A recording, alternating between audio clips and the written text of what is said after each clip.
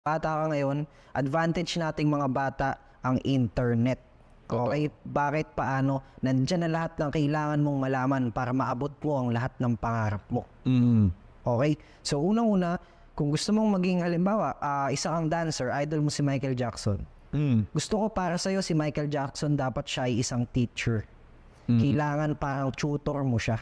Panoorin mo siya, skills niya, paano siya manamit, anong ginagawa niya, lahat ng magagandang bagay na pwede mong makuha sa kanya, i-observe mo, tapos pwede mong i-apply sa sarili mo. Para sa akin, life hack yun. Life hack yun.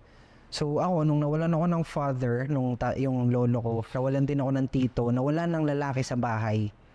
Sabi ko, paano na ako nito? Wala na akong mentor. Wala na magtuturo sa akin kung paano ang paano.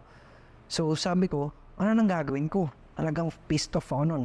Ginawa ko, naghanap ako sa internet ng mga role models na pwede kong tingalain.